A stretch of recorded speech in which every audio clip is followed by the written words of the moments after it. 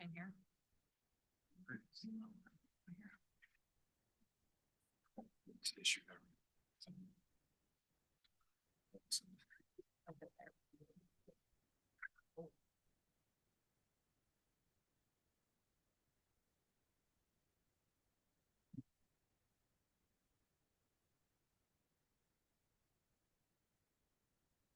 Today is Wednesday, May 21st, 2025. The time is now 6:06 p.m. and we're going to call this council public forum to order. Thank you, Madam Mayor, Council. Good evening or afternoon. Today, we would like to talk to you a little bit about wastewater capacity improvement project. I'll do a quick introduction here. We have our partners from Consor, Mr. Brad Mercury and Bill Evan, and our team from the city, Jenny Denchel and Sharon Guru, and myself. So I'll give you just a quick brief in the memory lane, kind of what is this project all about and why are we here today? So about 5 years ago, when I joined the city, my first order of business when I came here, we had a fully different city council, except maybe Council President Shelton. And I asked my engineering team, can you please give me the master plans that we have here for the city? Let me look at some of the infrastructure we have at the city and whatnot. And the answer that I got at that time was, we don't have one. So my second question for my team was, when was the last one done at the city? And it was about in 1989. So I was 8 years old, by the way, by then. So at that point, I was a little surprised because those are kind of really important infrastructure. It's like looking under the hood, right? What do we have at the city, infrastructure-wise, sewer, water capacity, and storage? So we've initiated with the council blessing a massive master planning process. And then we got through that in a year and a half, and then we finished all the master planning by November 2021, which was the first comprehensive evaluation the city had since 1989. At that time, mind you, the population obviously was half of what we have today, about 7,500. Today, we are double that, or almost 15,000. And then, what did we learn from this process and why did we do this at the first place, right? It's really important to understand what we're working with in the city to derive informed decision based on existing data. And the effect of having an undersized capacity can lead to a lot of trouble as you move into the future. For example, urban growth boundaries. If we have a massive development coming to the city, they want to connect our sewer and store. Guess what? We don't have enough capacity. If we had all pipes that is 6-inch wide, and now we need, capacity of another 10,000 residents, for instance, again, we don't have that space. So there is surcharges. There is a lot of issues that comes with that, in addition to potential environmental problems. Sewer overflow, if you've heard about some parts of the city could have that in the past. And then, of course, economic development, right? We have to do this work in order to derive growth and safety and economic prosperity. With that said, we'll have a project overview for the project. We'll talk a little bit about what are the basins that we're working on. Those are really huge projects for the infrastructure for the CIP. Specifically, we're looking at Basin 4, 6, and 5, and then Consor will talk a little bit more on that. We'll talk about what have we done thus far in the last 4 years and where we are with the design, project schedule, the status overall, cost estimates for this project, and then funding mechanisms. And, at the end, we'll have room for discussion and questions. And with that said, I'll pass this back to Mr. Bill and Brad, and they'll take it from there. And Okay, thank you. And thank you for giving us the opportunity to give you an update on this project. Mohammed made my job a bit easier here. You did a great introduction. So I'm going to give just a real brief big picture overview and then turn it over to Brad to talk about the details of the projects in each basin. So what you can see up on the screen in the map, the red and yellow lines represents the areas where pipes will be either upsized or replaced within the city in the 3 different basins. From, I guess, left to right, you've got Basin 6 on the left, which mostly covers Gable Road, Sykes Road, and Port Avenue. A little bit of that will be on Highway 30 with the improvements. Basin 4 is the middle trunk, which is in the middle of the map there. And that one goes from 17th Street and 16th Street along Tualatin Street over to 9th, then to Plymouth, basically to the wastewater treatment plant. And then the 5th Basin 5, the interceptor improvements follows 4th Street and the unimproved 5th Street right of way. And overall, as Mohammed mentioned, the project, the purpose of the project is to increase capacity in the city's system. Currently, the pipes in a lot of places are undersized, which could lead to potential overflows in the sewer system, and that could pose health risks and environmental risks as well. So the benefits of the project, the upgrades will provide safe conveyance of the peak flows in the system, reduces that risk of sanitary sewer overflows, enhances the city's capacity and reliability of the system, and supports the future development within the city's urban growth. I will note that the projects, that will be split up into 2 separate construction projects.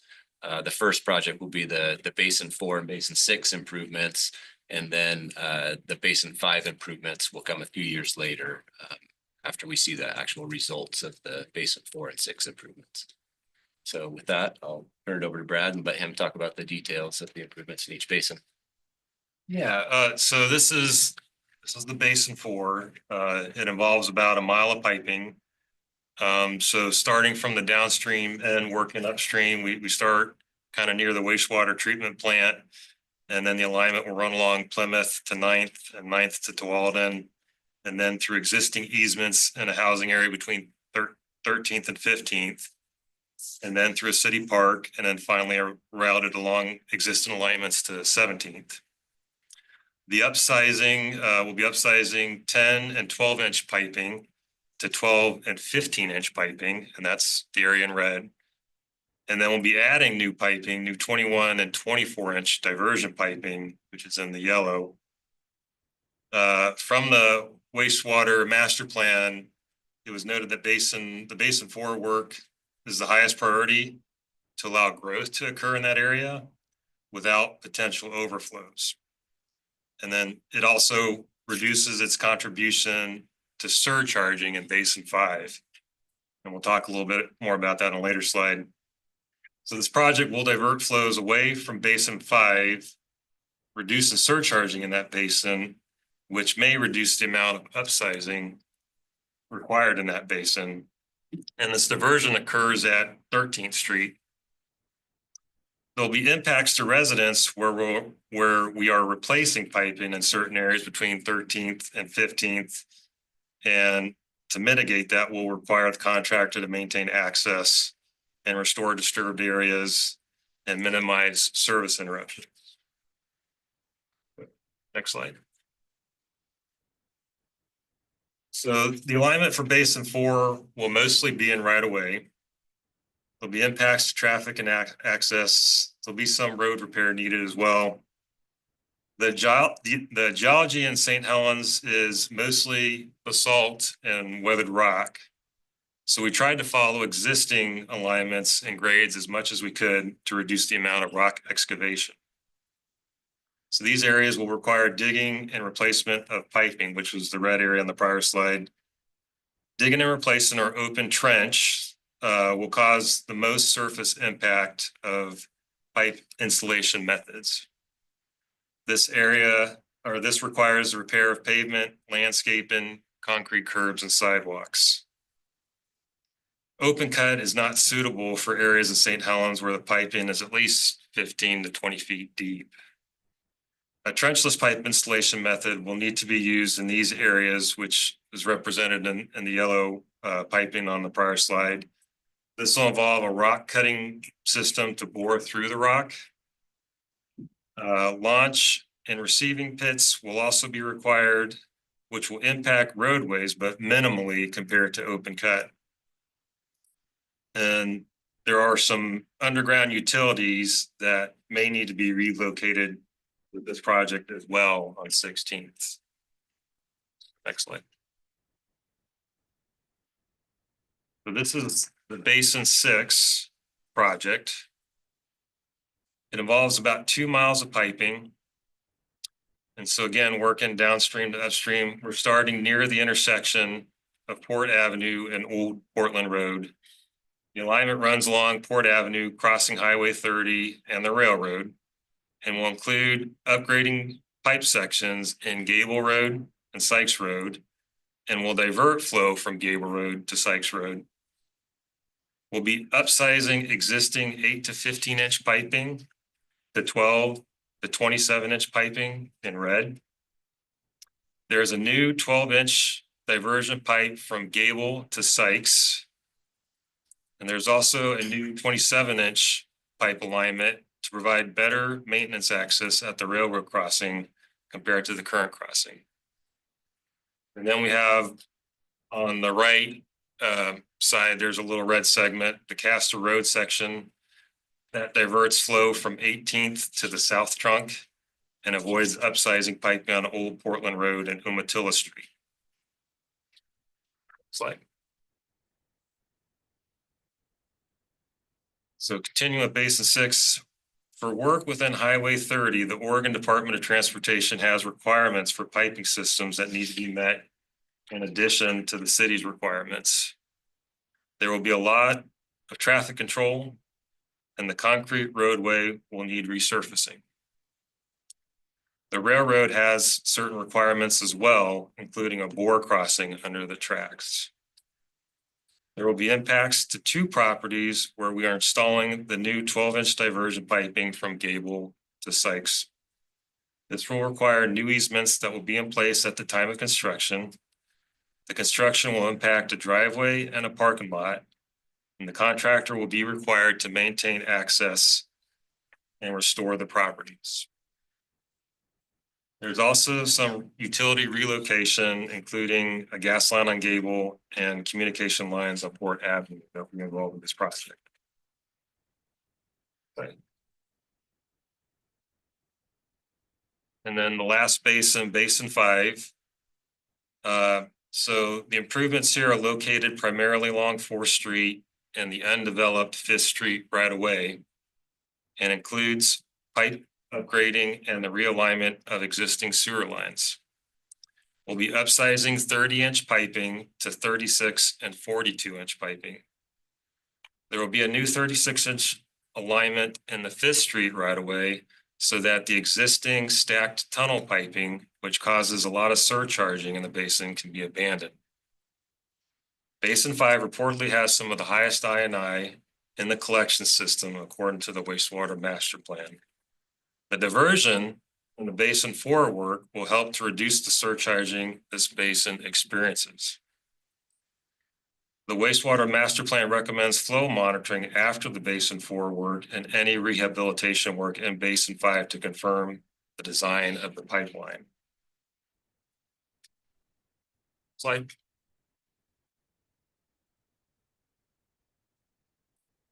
So the impacts to neighbors, as mentioned previously, there will be impacts to the community as with any construction project. There'll be work in roadways. This will be managed with traffic control plans. There potentially could be night work on the highway. Rock excavation and potential blasting will cause a lot of noise. Work hours will be limited to avoid disturbance during nighttime hours, particularly in residential areas. Utility relocations will occur, which could result in temporary service interruptions. Much of this will be performed by the utility. Our plans and specs call for the contractor to minimize interruptions, maintain access, and to restore disturbed areas. Public outreach will also help to manage any interruptions.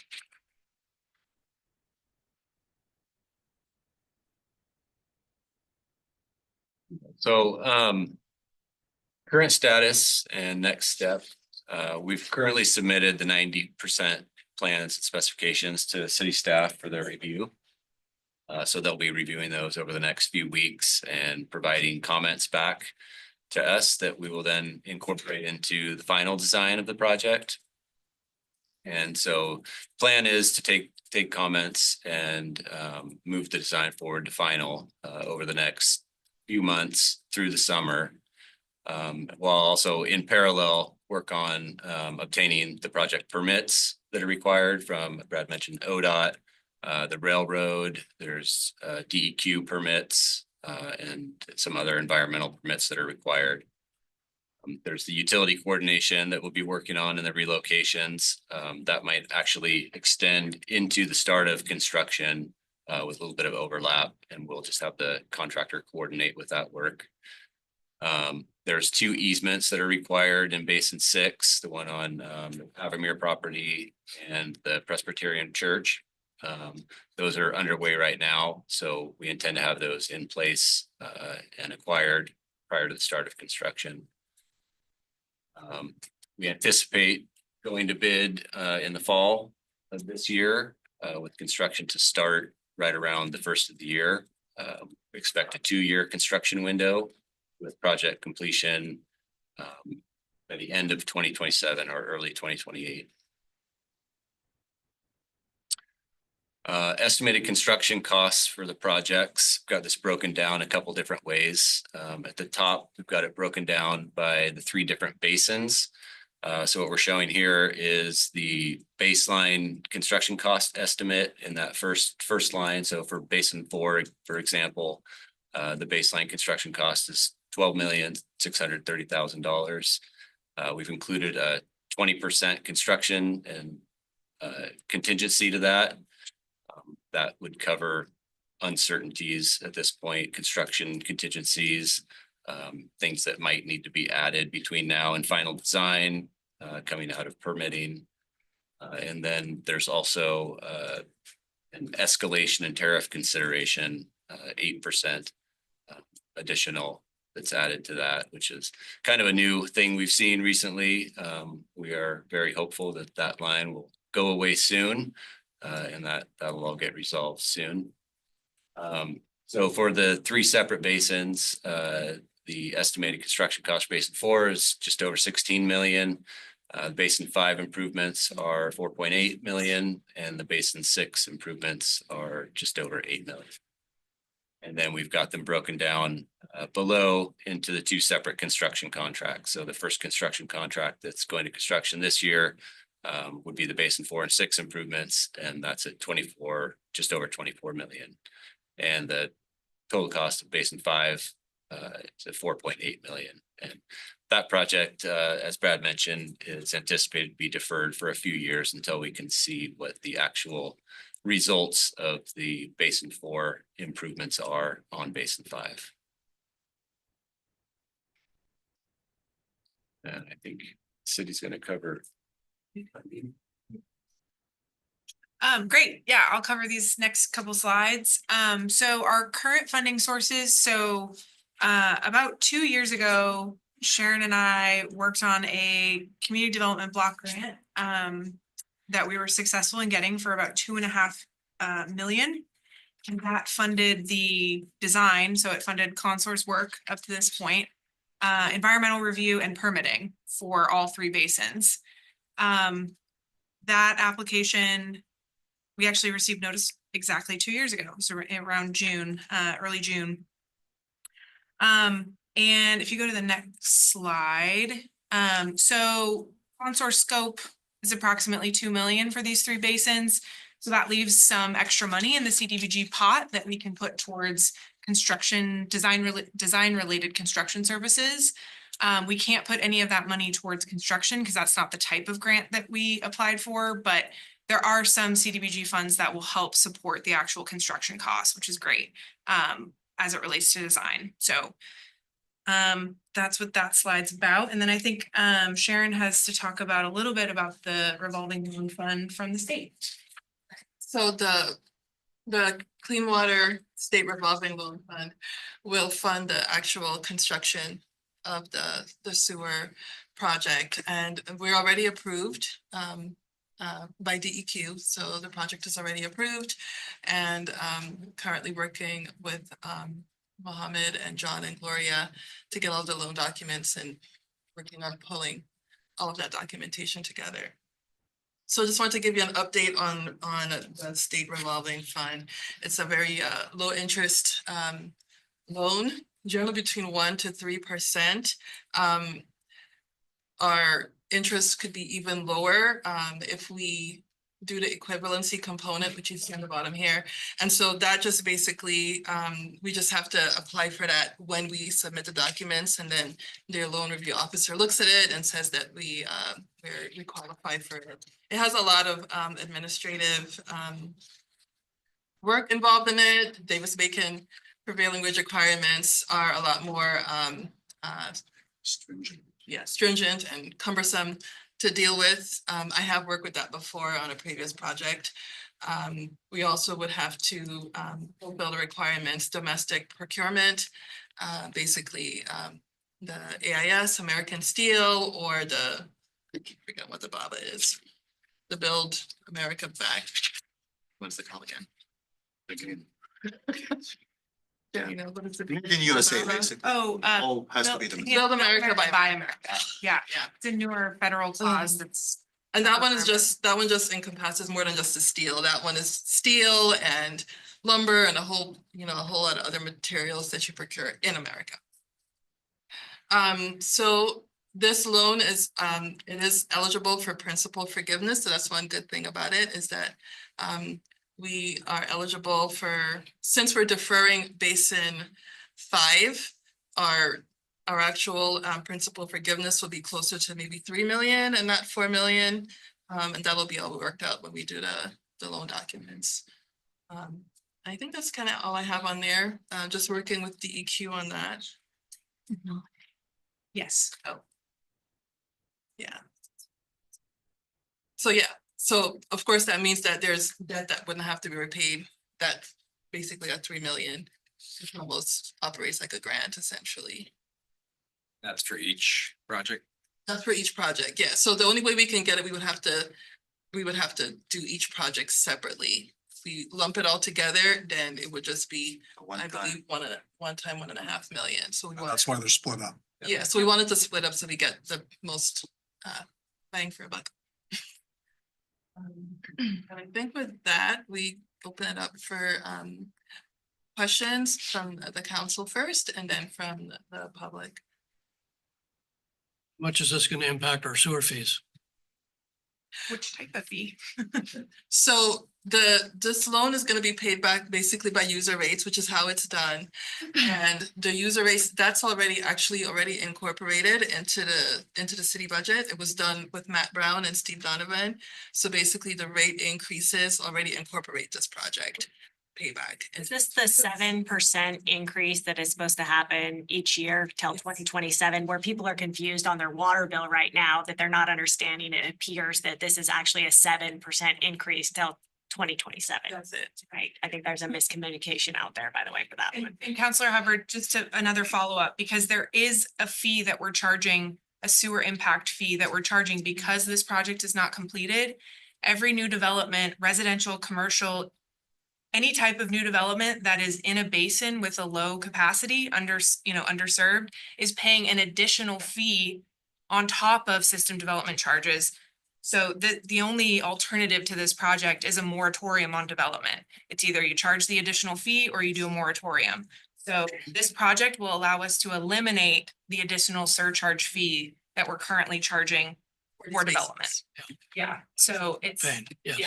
I just want to clarify, there's a lot of different fees out there, and specifically the impact fee will get rid of that for sewer basins that are upsized in this project. Sewer basins, do they collect everything uphill? And Essentially, yeah, that's kind of how they work. I was looking at that and you were talking about Basin 4, the one closest to the plant.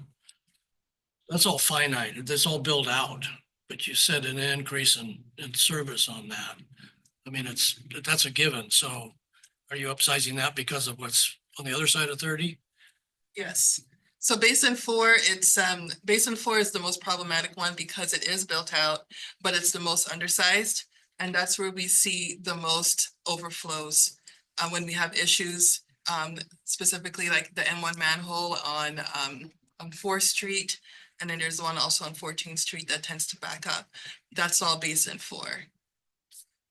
That's a clarifying question, because I know we went past it really quick. So citizens are paying each year the 7% fee, but there are certain citizens that live in the basins that they're also paying the 7% plus an additional impact fee, The impact fees for new development only. development. Yeah, existing residents are not paying an impact fee. Yeah. Thank you for clarifying that.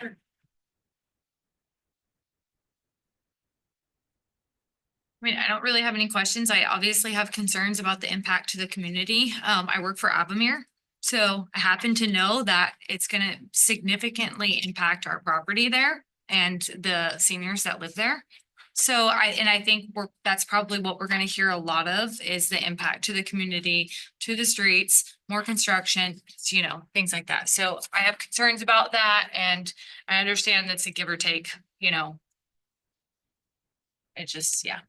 Does the impact fee go into effect or is it or what? The impact fee has been in effect since 2022. 2022. Oh, yeah, okay. Yeah, and we have heard feedback that it's hard for developers to pay that for new subdivisions because it's per residential unit. Well, you'll be stifling growth really, because it's a decision.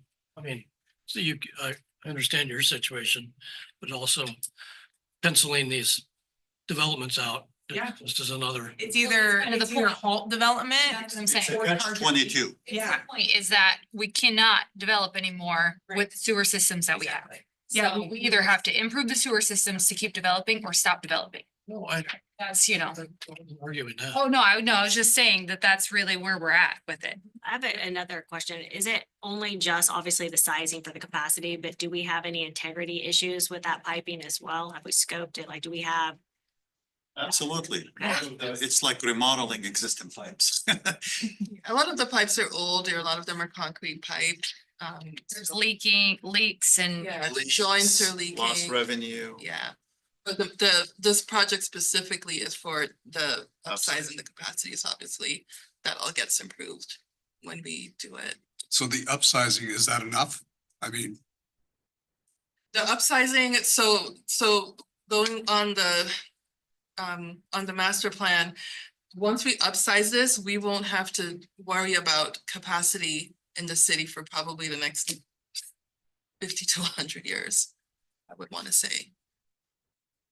Yeah, because some of the pipes that we're upsizing, like Bill and Brad said, we're actually going larger than what even the master plan said. Once we did the flow monitoring, we needed to go bigger. So some areas where it recommended 15-inch, we're gonna go 27-inch. So that's gonna take care of that.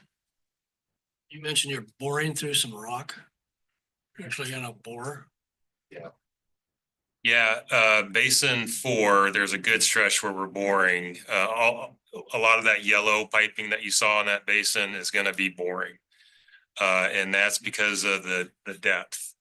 And the reason it's deep is because where we're tying in, it's a low area. And then anywhere you try to get out of there, you're going uphill. And if you just go flat from where we're tying in, I mean, we're looking at 20 feet deep, but we're at 25, I think, 25, 30 feet in some areas. And so that's why we're boring. It's just what we understand with the construction here on the rock is that it really tends to open up as you get deep. I mean, it takes up whole roads from what we understand. And so we really want to try to limit that impact.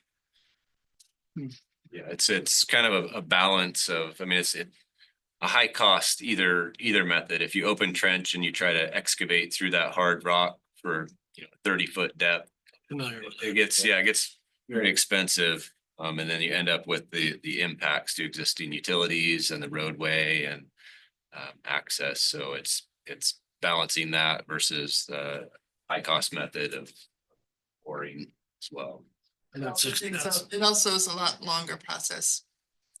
Chipping through that rock takes. Yeah, well, we've had a contractor do a sewer line and his machinery wouldn't even tackle this rock, so, but the boring is successful, it's through basalt. This, Yeah. there are companies that are doing that. Boring works really well and once you start going deep into the basalt here, it works really well, actually. Not cheap.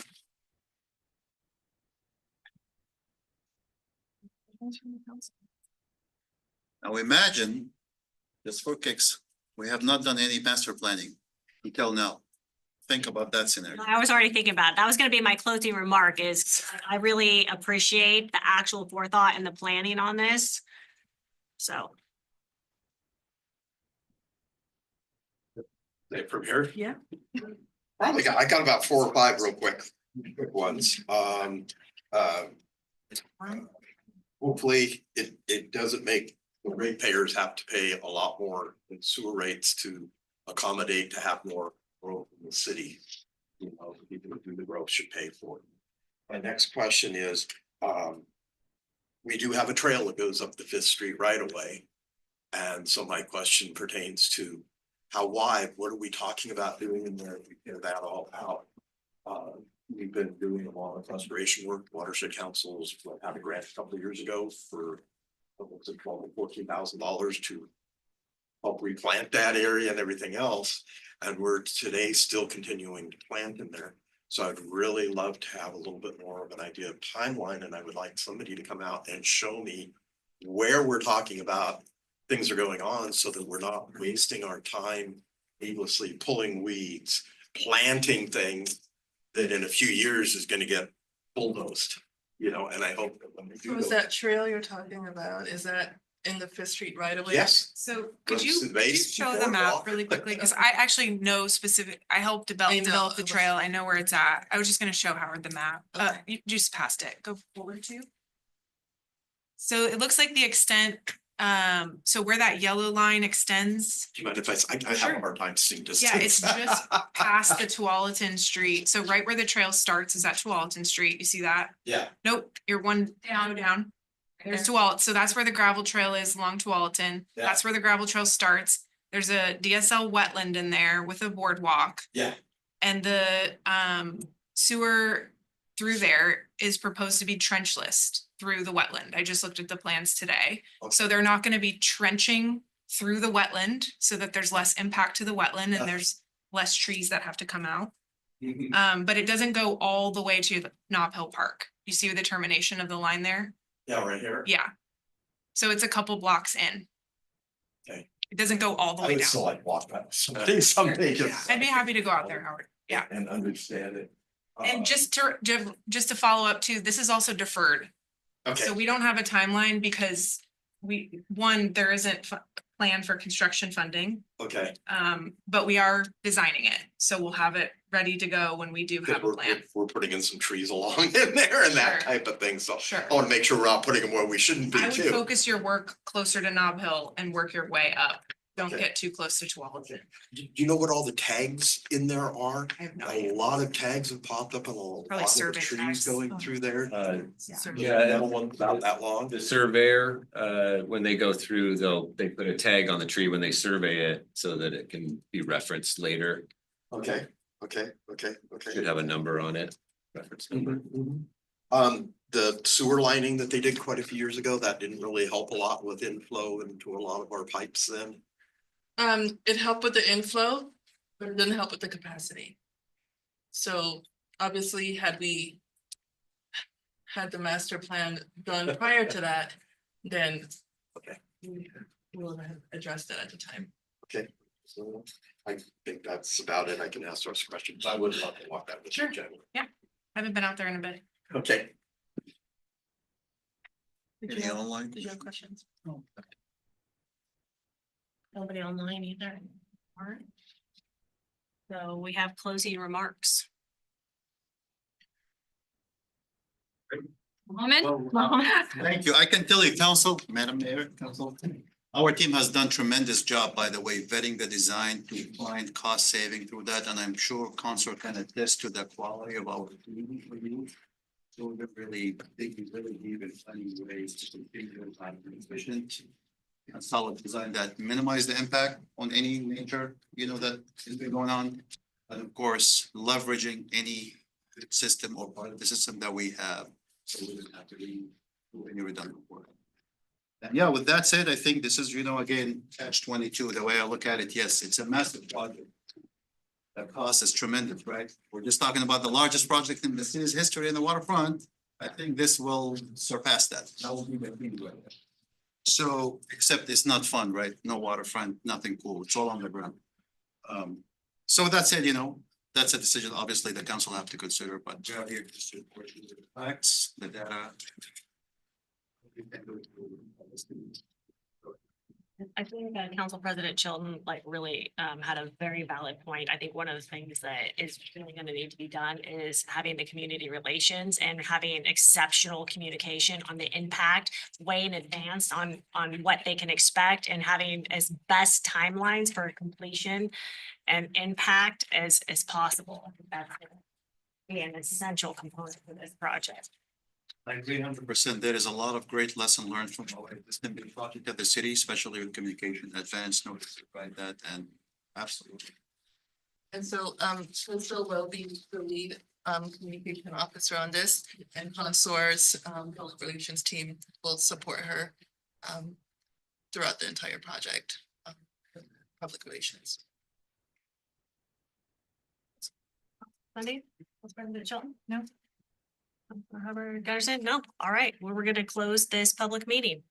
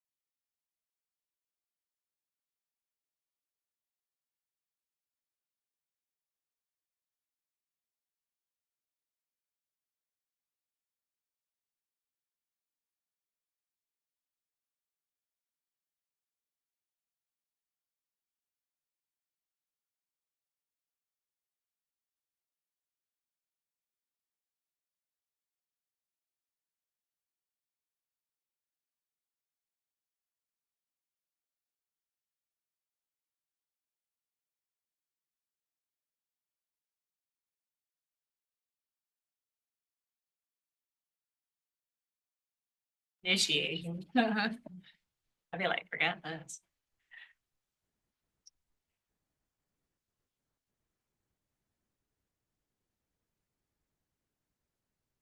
All right, today is Wednesday, May 21st, 2025. The time is now 7 p.m. We're going to call this council regular session to order.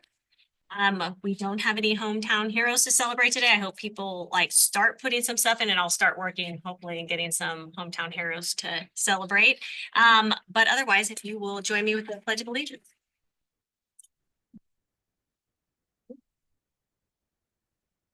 I pledge allegiance to the flag of the United States of America, and to the republic for which it stands, one nation, under God, indivisible, with liberty and justice for all.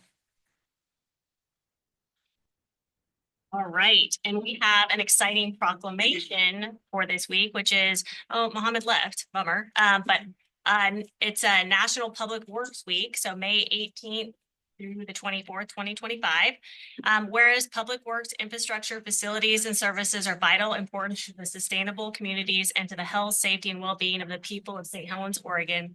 And whereas public works services provided in our communities are an integral part of our citizens' everyday lives. And whereas these facilities and services could not be provided without the dedicated efforts of our public works professionals, engineers, managers, and employees of the state and local government and their private sector. And whereas these individuals plan, design, build, operate, and maintain the transportation, water supply, water treatment, wastewater treatment, and solid waste systems, public buildings, structures, and facilities, and deliver transit and fleet services that are essential to serve our citizens. And whereas it is in the public interest for citizens and civic leaders to gain knowledge and maintain a progressive interest and understanding of public works and public works programs in their communities.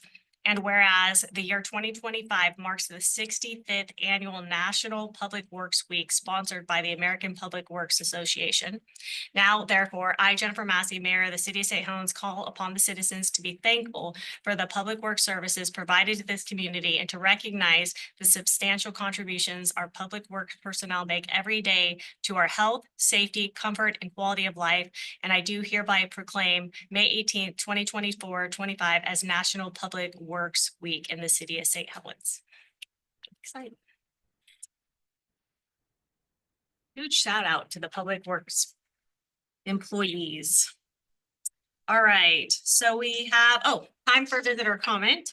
So now is the time for visitor comments. The visitor comment period is an essential part of local government meetings. Each person has 3 minutes to speak. Please keep it 3 minutes or less. The city council will take input into consideration. However, in observant to Oregon open meeting laws, public meeting laws, this isn't the time for dialogue, but rather a time for us to listen to you. Our city administrator and city recorder are taking notes of action if needed and will follow with you. Please make sure that you provide a contact information in the sign-in sheet in the back of the room so that they can get a hold of you if in fact they need to follow up. With that, we'll take the first public comment. Come up, say your name for the record.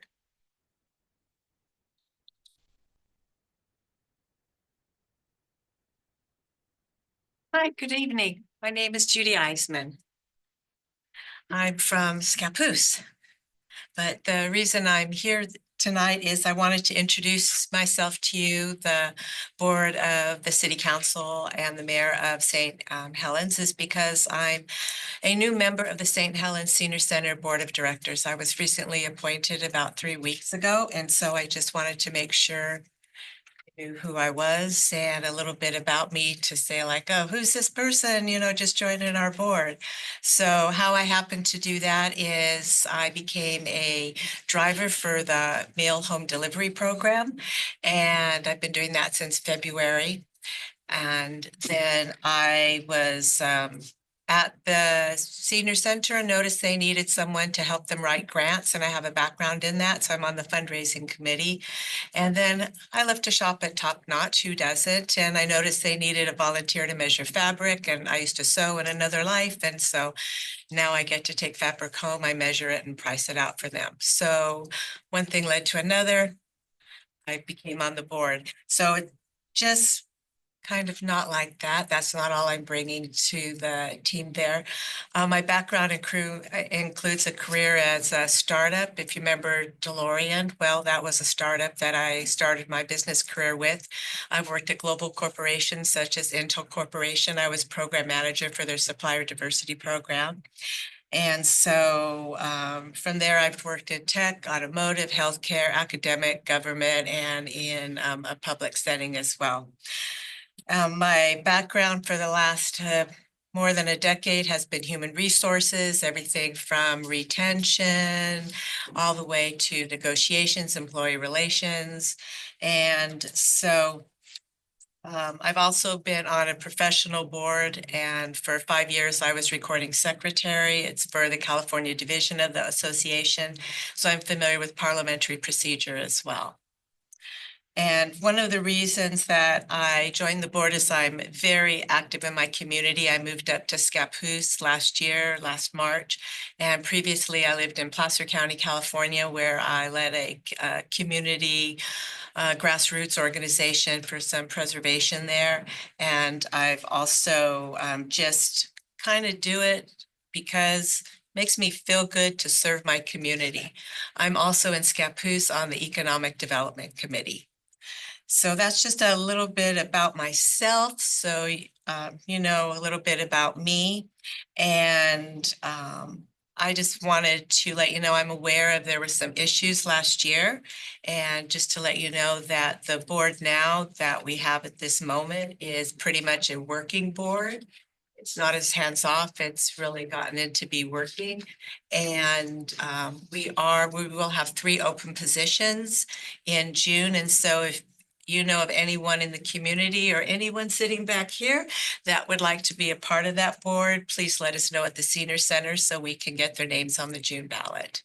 So that's why I'm here. I hope you all have a lovely rest of your week and a great Memorial Day weekend.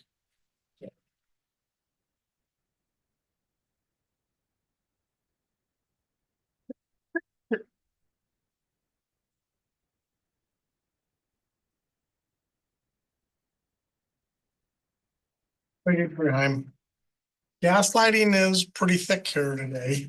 We already are aware of the fact that the finance structure has already stated that you need about $2.30 added to the water bill just to pay the interest for the police station.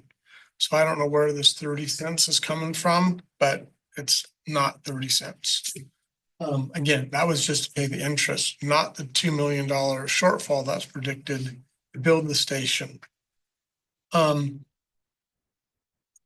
You don't have a possible conflict, Jennifer. It is a conflict, plain and simple. Fact is, in no other city would you be allowed to serve as on the board with an employee.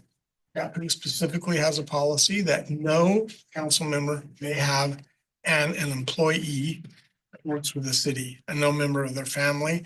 Rainier has the same policy. So only in this city are you allowed to be here with that conflict, and it is a conflict, not to mention the lawsuit, which you always seem to forget that you have. And also you had an executive session. So hopefully you found out today from John who's lying. Simply ask him, were you instructed to fire the chief? Pretty simple question. If he says yes, maybe even has documentation, then you know that in fact Chief Hogue, which I'm certain of, is not lying, and in fact it's your mayor that is lying. So it seems like a pretty easy solution that you can easily get to by just asking your city administrator. There's also a lot of gaslighting going on with Main Street. Main Street is not public. They do not have public meetings. They have not provided you with minutes, nor have they provided you with financials. All of that was part of your memorandum of understanding with them, and they've never done it. And they used to have public meetings and they've stopped it. There's also a lot of gaslighting going on with tourism in Treadway. Treadway did not make money. In addition, I can't believe that you're thinking about renting a boat when you have one. If they can't get their act together to use the boat that you have, then they shouldn't be here. Plain and simple. You have a boat, use it. Why would you go through an additional expense? Oh, because you just pay it. Right? It doesn't cost them. Their contract requires you to reimburse them for any expenses. So they just want to run up expenses as much as they can. Why wouldn't they? Because they don't pay it, city pays it. Finally, I'd like to get all the money from Treadway that you're supposed to get. Why would we get less money from tourism now than we got before? And the fact is we have. And contrary, your finance director did lie. You have gotten money from E2C for at least the last 3 years.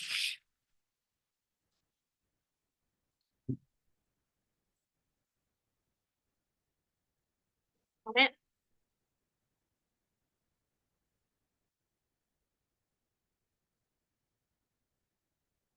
Howard Blumenthal.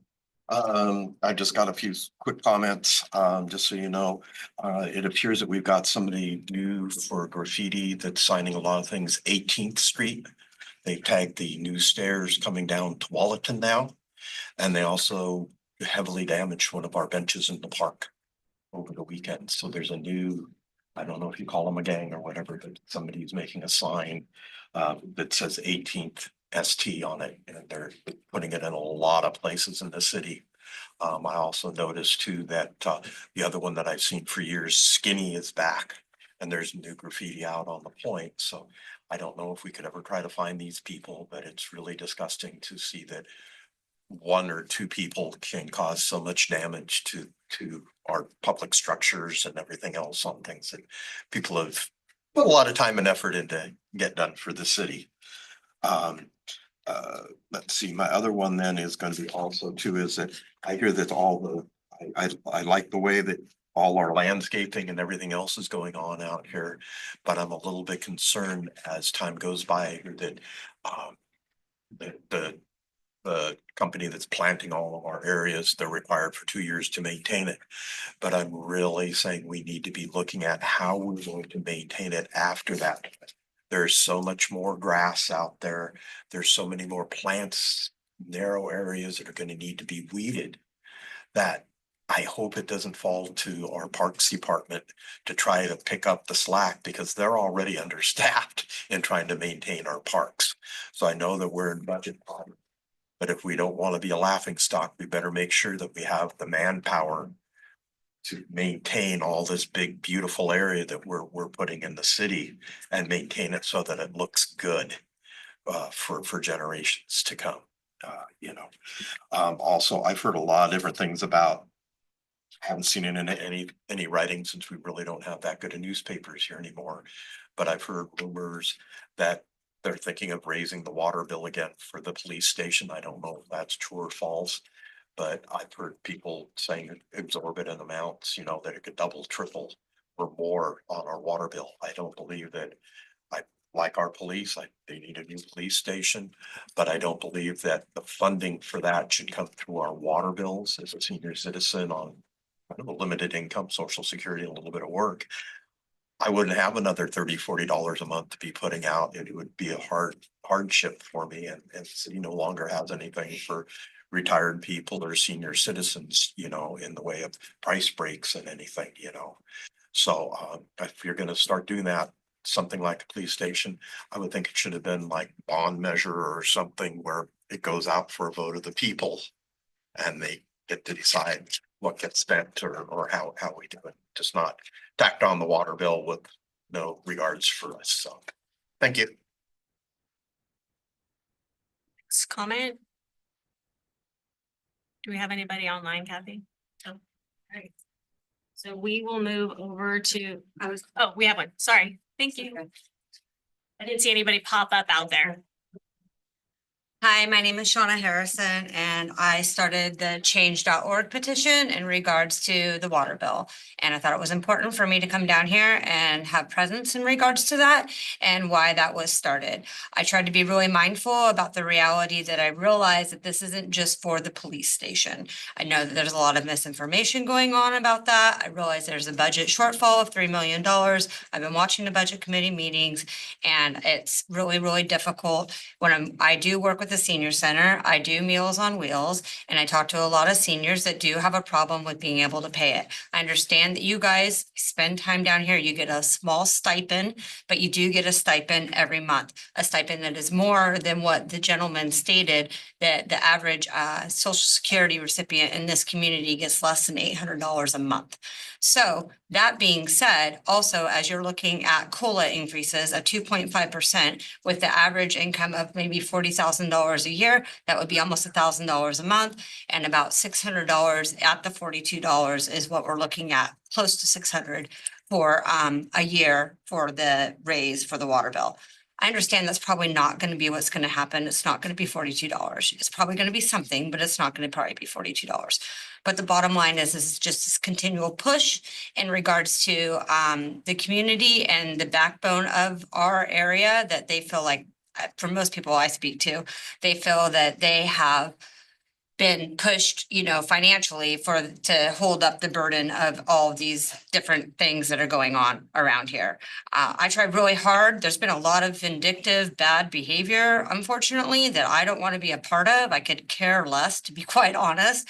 I really just want to be here and be a good citizen and be a good member of my community. And it's really, really, really sad. So I know people are fearful to come down here. I'm not gonna be like that. I will come down here. I'll talk respectfully to everybody. I'm not here to degrade anybody else.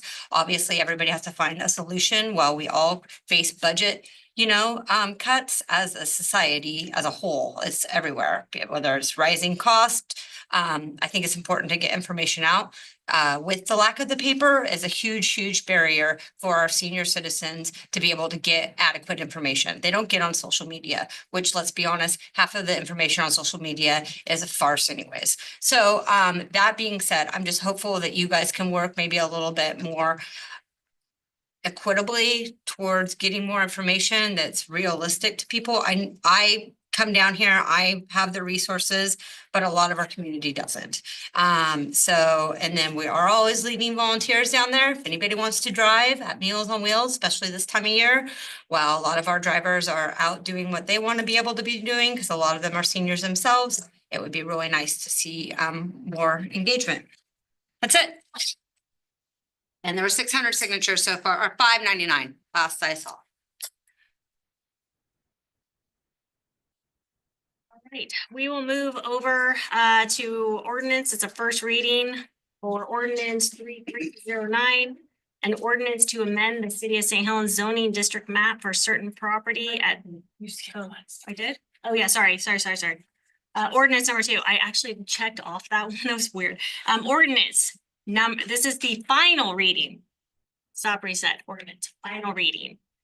Ordinance number 3308, an ordinance adopting the economic opportunities analysis, stormwater master plan, wastewater master plan, and the water master plan as addendums to the city of St. Helens comprehensive plan, and amending the city or St. Helens municipal code chapters 19.08, 19.24, and adding chapters 19.38, 19.40, and 19.42. Final, do we need to make a motion on that? I'll make a motion that we approve ordinance number 3308 as read. Do we have a motion and second? Counselor Sundin? Aye. Council President Chilton? Aye. Counselor Gunderson? Aye. Counselor Hubbard? Aye. I as well. I'll check that one off. So we have our first reading of ordinance number 3309, an ordinance to amend the city of St. Helens zoning district map for certain property at 1771 Columbia Boulevard from the general commercial GC zone to the Holton Business District HBD zone.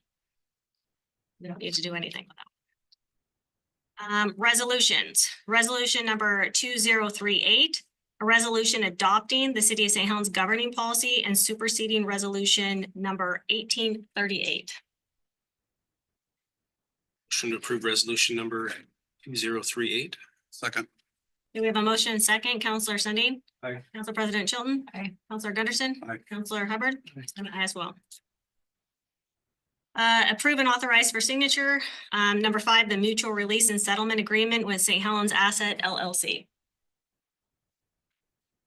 A motion that we approve and or authorize for signature, item number 5, mutual release and settlement agreement with St. Helens Assets LLC. We have a motion, a second, Counselor Sundin, Council President Chilton. Aye. Counselor Gunderson. Aye. Counselor Hubbard. And I as well. Consent agenda for acceptance, number 6, Budget Committee meeting minutes dated May 2nd, 2024. Library Board special meeting minutes dated April 14th, 2025. Library Board minutes dated April 14th, 2025. Planning Commission minutes dated April 8th, 2025. Parks and Trails Commission meeting minutes dated April 14th, 2025.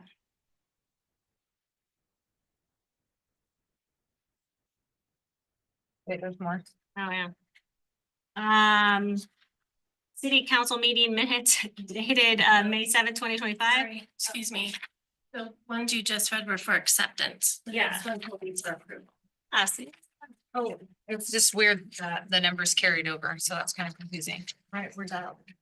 Make a motion to accept consent agendas for acceptance, line items 6 through 10. Second. Who seconded it? Was it? Russ can have it, Hubbard. Seconded. Counselor Sundin. Aye. Council President Chilton. Counselor Gunderson. Counselor Hubbard. I'm I as well. Consent agenda for approval. Number 11, City Council meeting minutes dated May 7th, 2025. Number 12, seasonal library interim job description. 13, declare surplus property, public works vehicles. And number 14, accounts payable bill list. Make a motion to approve consent agenda items 11 through 14. Second. Any discussion? What was the public works vehicles? Ones that were discussed at Budget Committee. Okay. Budget committee, there's 4 older vehicles. So the ones that didn't really have any value to them. Didn't have a lot of, Incremented on my. didn't have a lot of value, and they were, It's more about saving the insurance cost on it. Okay. they're used. That's not including the grader though in the. No, that's different. It's- Okay. We're keeping the big equipment. Those intermittent Wi-Fi. Okay, so we had a motion. Do we have a second? Yes. So Counselor Sundin. Aye. Council President Chilton. Aye. Counselor Gunderson. Aye. Counselor Hubbard. And I will be an aye as well. Work session action items. Make a motion to direct the city administrator to prepare the purchase and sale agreement and lease agreement for 1771 Columbia Boulevard for the police station. Second. We have a motion. We have a second. Counselor Sundin. Aye. Council President Chilton. Aye. Counselor Gunderson. Counselor Hubbard. And I'm aye as well. Make a motion to direct the city administrator to enter into a sponsorship agreement with Lana for events under Tread Waste Management and present it to the city council at the next meeting for ratification. I'll second. We have a motion second. Counselor Sundin. Aye. Council President Chilton. Aye. Counselor Gunderson. Aye. Counselor Hubbard. And I'm an aye as well. I think that was the only action items that we had. All right, we added the other one to the agenda. All right, Counselor member reports. Person B. We have a lot, just Public Works. We've heard a lot from them today. They've been on my mind, and in Public Works Week, just want to thank our Public Works crew for all the good that they do. And the stuff that we see, and especially the stuff that we don't see, so. Most people realize all of the stuff that they do and all of the benefits that we enjoy because of the work that they do, so. That's for a better crew. That's it. Like me. I don't really have anything to report. It's just during, this time of the year is really tough budget cycle and trying to figure out, what we value, what we can afford and what to do, what solutions we can do. So it's tough and, pretty exhausting, but I'm hoping that as a joint, team with the committee that we can come to some good solutions. Yeah, that's all I have. Anderson. Just another shout out to Public Works. That's about all I got. I missed the planning commission last one. I guess it was a good one. Jenny, could you explain the contractor that was going to be a remodel on Gracie's and how that went? I mean, are they going ahead as a new structure? Gave them grace. You did, all the way around, okay. Yep. So we set a precedent then. Well, hopefully that circumstance is so unique that it never happens again. But yeah, the commission was divided and ultimately city planner decided to be business friendly. If you did grace. I just want to, as always, thank all the staff, Kathy and Lisa, for keeping us on track and getting all our materials and everything here. It's a lot of work. These packets can be very cumbersome. And definitely want to shout out for Public Works, you know, they're weak, so to speak, but they do a good job keeping it rolling. And it seems like if anybody is curious on what Public Works actually does, you know, Mohammed or any of the staff be to educate any citizen on what they do and all the dynamics of that. And I am extremely impressed with the master plan, and hopefully that's some additional strategic planning we can get elsewhere in the city and different departments as well. So we had a lot of progress in the last couple months, and that is all I have. This